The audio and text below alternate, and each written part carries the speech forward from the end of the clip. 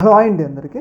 మనందరికీ తెలుసు, గత కొన్ని రోజుల నుంచి ఏపీలో ఒక వివాదం అనేది కొనసాగుతుంది. ఆ వివాదం ఏంటంటే, ఖచ్చితంగా డిప్యూటీ సీఎం పవన్ కళ్యాణ్ గారి సినిమా 'హరిహర వీరమల్లు' రిలీజ్ కన్నా ముందు కొంతమంది ఎగ్జిబ్యూటర్లు, అంటే సినిమా ప్రదర్శించే యజమానులు కావాలని పనిగట్టుకొని మరి ఆయన సినిమాకి, అదే పవన్ కళ్యాణ్ 'హరిహర వీరమల్లు' సినిమాకి ఇబ్బంది కలిగించాలని చెప్పేసి ఏపీలో జూన్ 1 వ్యాప్తంగా థియేటర్ల బంద్ పిలుపునివ్వడం జరిగింది.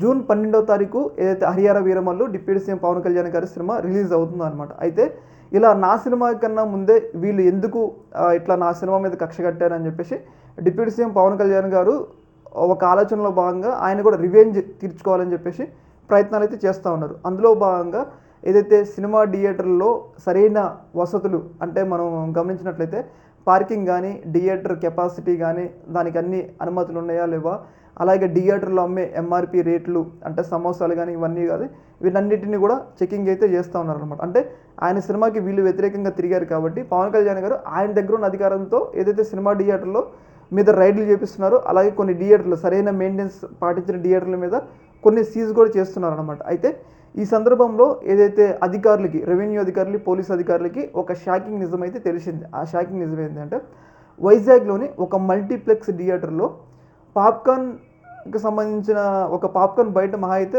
రూ. 10 ఉంటుంది, రూ. 20 ఉంటుంది. కానీ ఆ సినిమా థియేటర్లో పాప్కార్న్ రేట్ ఎంతో తెలిస్తే మీరు షాక్ అవుతారు కూడా. ఆ రేట్ ఎంతో తెలుసా?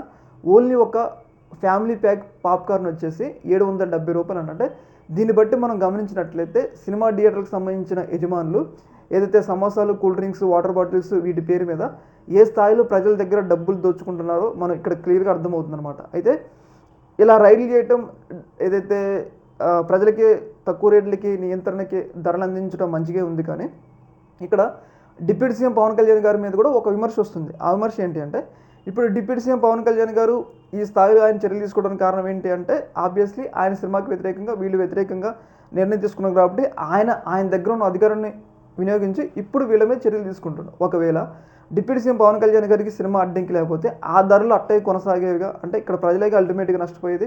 అయితే దీని మీద అటు పవన్ కళ్యాణ్ గారిని సపోర్ట్ చేసే వాళ్ళు ఉన్నారు, కానీ కొంతమంది ఏంటంటే పవన్ కళ్యాణ్ గారు తనకి నొప్పి వచ్చింది కాబట్టి, తన దగ్గర అధికారం ఉంది కాబట్టి ఇలా సినిమా థియేటర్ల వాళ్ళు ఇబ్బంది పెడుతున్నారన్న ఒక 2 ప్రధాన చర్చలు అయితే నడుస్తూ ఉన్నాయి. ఏదేమైనా కానీ ఈ యొక్క అంశంలో మాత్రం అటు అంగీకరించే వాళ్ళు, వ్యతిరేకించే వాళ్ళు ఉన్నారు. కానీ పాప్కార్న్ రేటు రూ. 770 అంటే అందరూ కూడా షాక్ అవుతున్నారు. బయట రూ. 20 దొరికే పాప్కార్న్ రూ. 750 ఏంది అని చెప్పేసి అందరూ కూడా నూరేళ్ళు పెడుతున్నారు అనమాట. చూడాలి మరి భవిష్యత్తులో ఇంకా ఎన్ని షాకింగ్ న్యూస్లు మనకి తెలుస్తాయి అనేది. ఈ యొక్క అంశంలో మీ యొక్క అభిప్రాయం కింద కామెంట్లో తెలియజేయండి. ఒక మినిట్.